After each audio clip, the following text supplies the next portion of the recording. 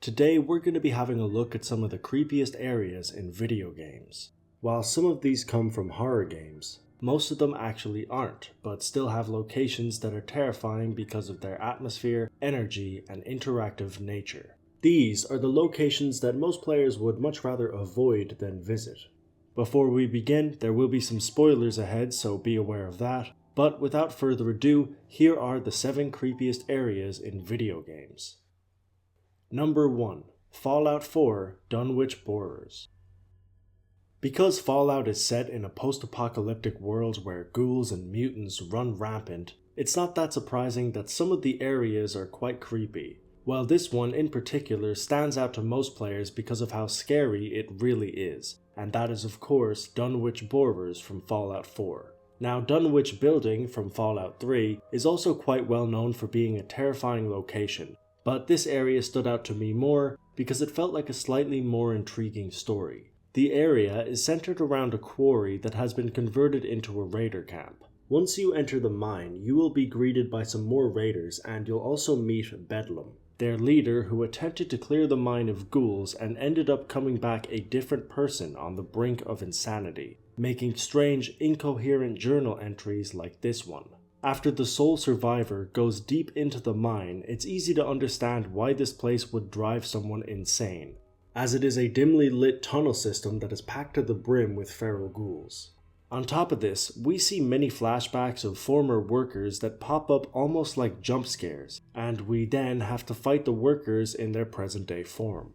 We learn more about the mine and its former workers as we pick up more holotapes and notes, and overall, the atmosphere, enemies, and history of the area makes this location a pretty terrifying one. This area was actually inspired by a H.P. Lovecraft short story, and the influences are easy to pick up on. Number 2. Fatal Frame, the Himura Mansion. Fatal Frame is a popular survival horror game series that was released in Japan in 2001. Throughout the series, the main character travels through various creepy areas, but the most recurring type of area is abandoned Japanese mansions. Himura Mansion is the setting for the first game in the series and makes for a great location where pretty much every strange and creepy thing you think would happen does happen. From spirits roaming the halls to the remains of dark rituals being left in the mansion. On top of this, you can only navigate through the area with a flashlight as every room is either dimly lit or pitch black. Now this is creepy enough, but it's also rumored that this mansion may be real and that it exists in a rocky region just beyond the city limits of Tokyo. The game developers have never revealed its location, but have marketed the game as being based on a true story. It is unclear as to whether or not this is true, but what is known is that the game is inspired by Japanese folklore and actual homicides that are similar to the ones that happen in this game. Number 3. Grand Theft Auto 5 House 1807. In Vinewood Hills in Grand Theft Auto 5, there is a sign on a wall that reads 1807 with an arrow.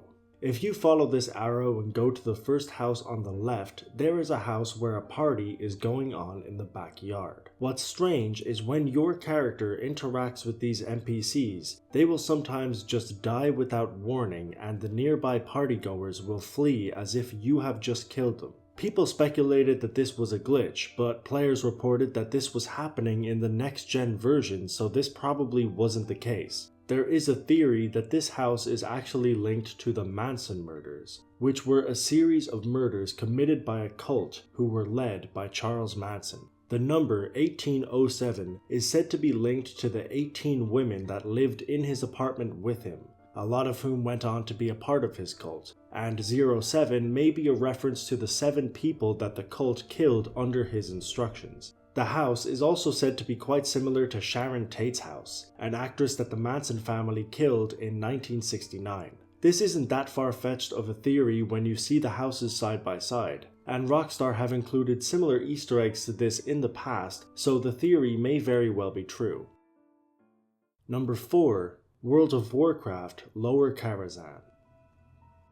In the massive MMO World of Warcraft, there is an area known as the Tower of Karazhan, and behind this there is the Karazhan Crypt, which was a formerly inaccessible part of the map that was very creepy and mysterious. The crypt has many rooms that feel hollow and empty but have strange features. In one room you can hear a faint heartbeat in the background, and in another you'll find the Pit of Criminals, which is just a pile of human remains. However, what's most interesting is the area where the so-called upside-down sinners are kept, which is a series of bodies hanging from the roof of a pool. This became the most famous area of the crypt and became so well known by World of Warcraft fans that Blizzard patched it up and actually made it accessible in some of their additional content, so that the crypt can now be explored in all of its creepy glory. Number 5. Life is Strange: The Dark Room.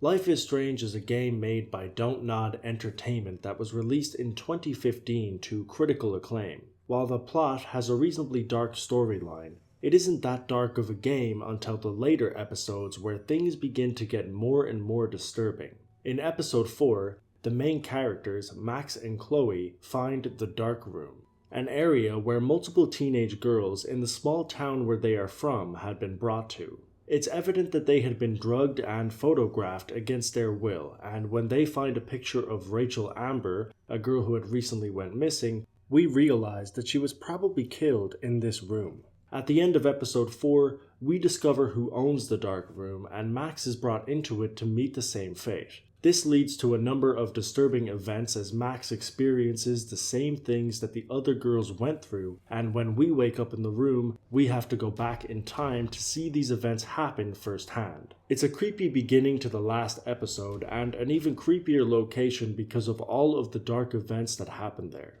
Luckily, the person who created the room is brought to justice eventually, but unfortunately, some of the worst things that went on there are irreversible. Number 6. Silent Hill: Toluca Prison.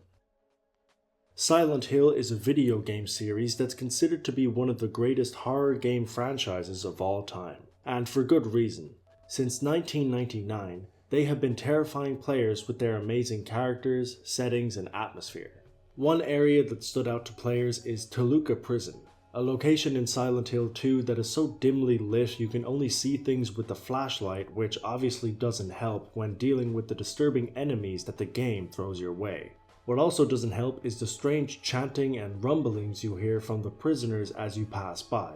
The atmosphere is intense and eerily quiet at times, and the whole area is difficult enough to get through.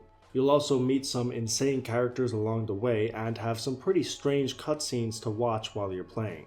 This is definitely a standout location for the Silent Hill sequel, and it's clear that it scared quite a few players. Number 7 is Pokemon Lavender Town. Arguably one of the most well-known creepy areas in any video game, Lavender Town is a fictional village in the Pokemon Red and Blue games that has creeped people out for years. It is the home to a large Pokemon gravesite that contains hundreds of dead Pokemon and also features many characters who seem lost and scared.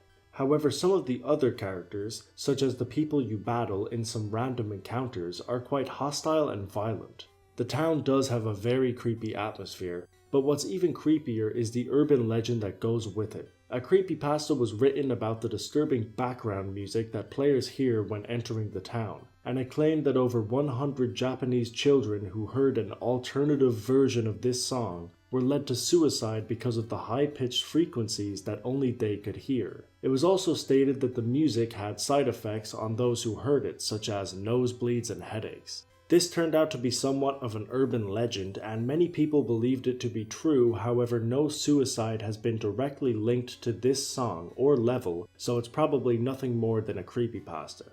However, Lavender Town is still a very creepy area that disturbs players even to this day. And that's it for this video. I hope you enjoyed, and if you did, don't forget to hit that like button. I make creepy lists every single Saturday, so if you want to subscribe for that, you can. My Twitter and Instagram are both DeBurk321. I'll leave those links in the description, along with the sources, music, and footage used. But like I said, that's all for now. As always, until next time.